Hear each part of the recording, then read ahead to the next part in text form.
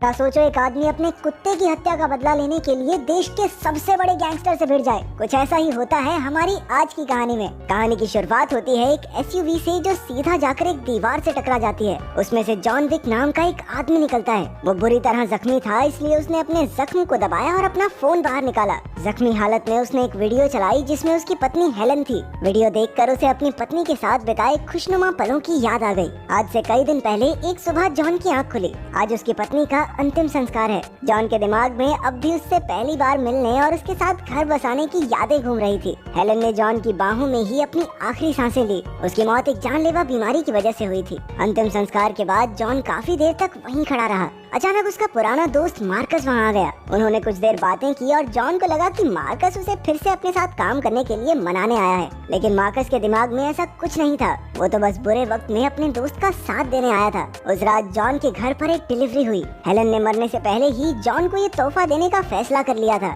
उस डब्बे में एक छोटा सा पिल्ला था। जॉन उसे अंदर ले आया और उसके पिंजरे पर हेलन की तरफ से एक खत था। उसमें लिखा था कि उसके मरने के बाद जॉन को एक साथी की जरूरत होगी, इसलिए उसने एक कुत्ता उसे तोहफे में दिया है। ये पढ़ते ही जॉन अपने आंसू नहीं रोक पाया। उसने कुत्ते को बाहर निकाला और देखा कि हेलन ने उसका नाम डेजी रखा था। जॉन उसका पूरा ख्याल रखता और उसके सोने के लिए उसने एक छोटा सा बिस्तर भी तैयार किया। अगले दिन जॉन को एहसास हुआ कि उसके पास कुत्तों का खाना नहीं है। नाश्ते के बाद उसने अपनी मस्टैंग निकाली और डेजी भी साथ आ गई। रास्ते में वो पेट्रोल पंप पर रुका। अचानक वहाँ एक शोर करती हुई कार आई जिसमें यूसुफ नाम का एक गुंडा था जो कि एक बहुत बड़े गैंगस्टर का बेटा है। उसके चेले दुकान में चले गए और यूसुफ ने जॉन से बात करनी शुरू कर दी। उसने जॉन की गाड़ी की तारीफ की और पूछा कि वो गाड़ी के बदले कितने पैसे लेगा। जॉन ने सीधा कह दिया कि ये बिकाऊ नहीं है। वो गाड़ी में बैठ गया, लेकिन यूसुफ ने खिड़की पर आकर उसे रशियन में गालियां देनी शुरू कर दी। दरअसल ये कल का लड़का नहीं जानता था कि जॉन विक भी कोई छोटी मोटी चीज नहीं है। जॉन ने जबरदस्त रशियन बोलकर उसका मुंह बंद कर दिया। उस रात डेजी भौंकने लगी क्योंकि उसे हल्का होना था।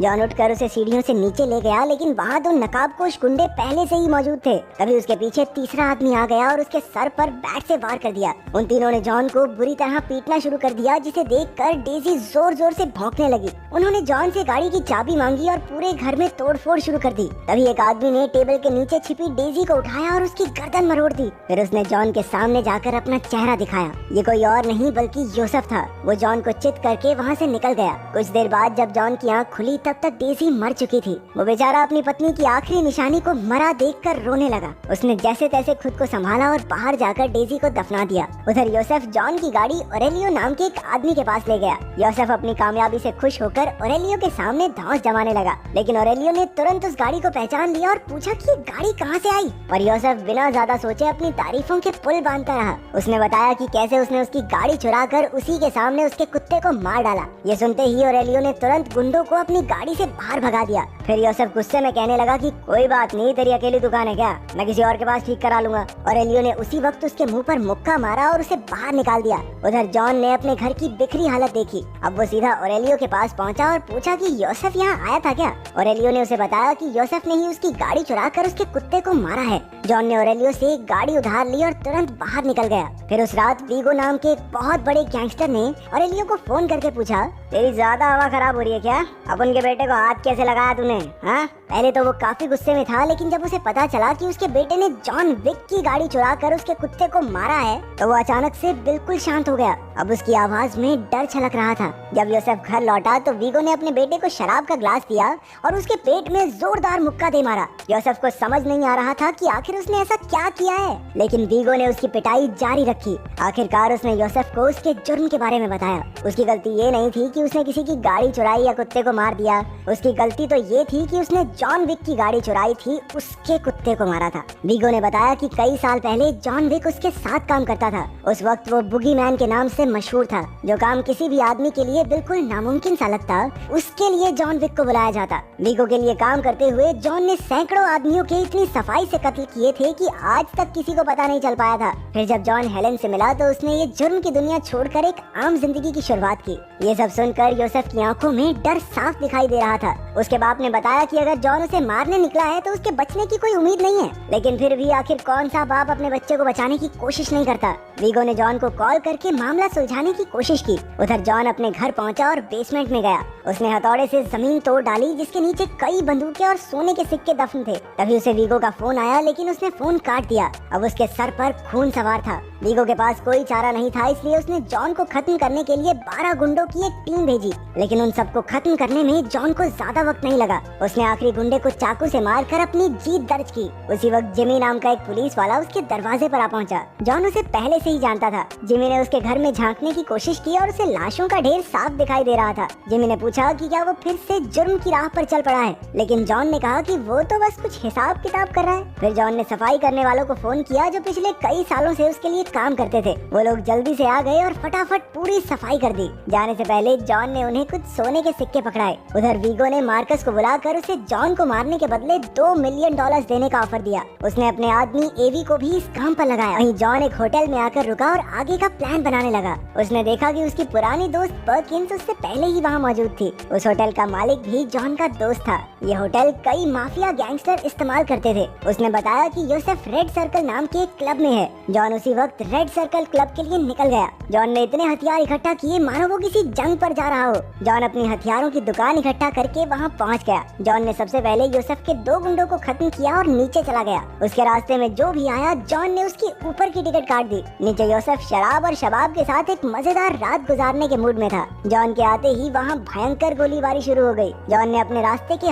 हर बदमाश को मार गिराया, लेकिन योसेफ तुरंत एक गाड़ी में फरार हो गया। जॉन को भी एक चाकू लग गया, लेकिन फिर भी वो सबको मार गिराने में कामयाब रहा। इसके बाद वो होटल में वापस लौट आया। उस होटल का एक कानून था कि वहाँ पर किसी तरह का कोई खून खराबा नहीं किया जा सकता और कोई भी किसी को भी मारने की कोशिश नहीं करेगा, और ऐसा करने वाले आदमी या औरत को ये बहुत महंगा पड़ेगा। लेकिन अपने बेटे की जान पर बनी देख वीगो ने कहा कि अगर किसी ने होटल में जॉन को मार डाला तो वो उसे $4 मिलियन देगा। उस रात मार्कस भी सड़क के पार से जॉन पर नजर रखे हुए था। उसने शीशे से किसी को अंदर आते देखा तो उसने जॉन को सावधान करने के लिए गोली चला दी। ये कोई और नहीं बल्कि पर्किंस थी। उसने जॉन पर लगातार गोलियां बरसानी शुरू कर दी और जॉन चालाकी से उससे बचता रहा। उसने कहा कि जॉन को मारने के बदले वीगो उसे $4 मिलियन देगा। क्योंकि जॉन जख्मी था तो उनकी हाथापाई के बीच उसका बचना मुश्किल हो रहा था, लेकिन उसने किसी तरह पर्किंस के सर पर बंदूक रख दी। पर्किंस ने डर के मारे उसे बता दिया कि वीगो अपना सारा पैसा और फाइल्स एक चर्च की बेसमेंट में छुपा कर रखता है। ये सुनकर जॉन ने पर्किंस को बेहोश किया और साथ के कमरे में मौजूद अपने दोस्त हैरी से पर्किंस का ख्याल रखने को कहा। अब जॉन उस चर्च में पहुंचा जहां वीगो की सारी संपत्ति थी। उसने हीरो की तरह सभी गार्ड्स को मारा और नकली पादरी को धमकाकर तिजोरी तक ले गया। कुछ और गार्ड्स को ऊपर पहुंचाने के बाद उसने सारी की सारी तिजोरी जला डाली। उधर पर्किंस ने अपना अंगूठा मोड़कर हथकड़ी खोल ली और हैरी को मार डाला। जब वीगो को आग की खबर मिली तो वो भागते हुए वहाँ पहुँचा। वहाँ जॉन ने वीगो के एक एक आदमी को चुन चुन कर मार डाला, लेकिन तभी एक गाड़ी से टक्कर की वजह से वो बेहोश हो गया। अब वीगो ने उसे बंदी बना लिया, लेकिन मारा नहीं। वो जानता था कि जॉन 1000 आदमी के बराबर एक है। वो जानना चाहता था कि जॉन सिर्फ एक गाड़ी और कुत्ते के पीछे इतना सब क्यों कर रहा है। जॉन ने बताया कि वो कुत्ता उसकी पत्नी की तरफ से उसका आखिरी तोहफा था। अब या तो वीगो अपने बेटे को उसके हवाले कर दे या फिर खुद मरने के लिए तैयार हो जाए। तब वीगो ने अपने आदमियों को ऑर्डर दिया कि जॉन को प्लास्टिक से बांध कर मार डालें। खुशकिस्मती से मार्कस दूर से ये सब देख रहा था और उसने एक गुंडे को गोली मार दी। जॉन ने दूसरे को संभाला और बंदूक उठाकर वीगो की गाड़ी पर वार कर दिया। उसने कई गाड़ियों में मौजूद सारे गुंडों को ढेर कर दिया और अब सिर्फ वीगो जिंदा बचा था। अपनी मौत को सामने देखकर वीगो ने बताया कि योसेफ ब्रुकलिन के घर में छिपा है। वहाँ योसेफ मजे से गेम खेल रहा था। घर के बाहर उसकी सुरक्षा के लिए हथियारबंद गुंडे तैनात थे, लेकिन अपने हीरो जॉन को कौन रोक सकता है। अपनी धुआंधार और सटीक गोलीबारी के साथ उसने तबाही मचा दी। योसेफ ने फिर से भागने की कोशिश की, लेकिन जॉन ने उसे धर दबोचा और उसका खात्मा कर दिया। इसके बाद वो सीधा मार्कस से मिलने गया और उसकी मदद के लिए उसका शुक्रिया अदा किया। योसेफ को खत्म करने के बाद जॉन के पास जिंदा रहने के लिए कोई मिशन नहीं बचा था। जॉन के जाने के बाद मार्कस के धोखे के कारण वीगो के गुंडे उसे पकड़ लाए। वीगो और पर्किंस ने उसे बुरी तरह पीटकर मार डाला। फिर वीगो ने जॉन को फोन करके इसकी खबर दी और हेलीकॉप्टर से फरार होने को तैयार हो गया। उधर पर्किंस को होटल के मालिक विंस्टन ने मुलाकात के लिए बुलाया। विंस्टन ने बताया कि उसने होटल का कानून तोड़ा है, इसलिए 4 आदमियों ने उसे मौत के घाट उतार दिया। जब जॉन को मार्कस की लाश मिली तो वो वीगो को खत्म करने निकल पड़ा। उसने वीगो के चॉपर को गाड़ी से टक्कर मारने की कोशिश की। वीगो ने भी अपने सबसे खतरनाक आदमी एवी को हमले के लिए भेजा, लेकिन जॉन ने आसानी से उसे कुचल दिया। अब वीगो और जॉन का आमना सामना हुआ। उसने जॉन को चाकू घोंपने की कोशिश की, लेकिन जॉन ने बचने की बजाय चाकू अपने शरीर में और अंदर घुसा लिया। फिर उसने वीगो की बाजू भी तोड़ डाली। इसके बाद उसने चाकू निकालकर वीगो की गर्दन में घोंपकर उसे मार दिया। अब कहानी उसी मोड़ पर आ जाती है जहाँ से शुरुआत हुई थी। जॉन जख्मी हालत में अपनी पत्नी का वीडियो देखता है और उसे देखकर उसमें एक नया जोश आ गया। वो उठकर कुत्तों की दुकान पर गया। वहाँ उसने अपने जख्मों पर मरहम लगाई खाई और फिर एक पिल्ला उठाकर अपने साथ घर ले गया। अगर वीडियो पसंद आई तो लाइक कर देना, चैनल को सब्सक्राइब कर देना। मिलते हैं अगली वीडियो में।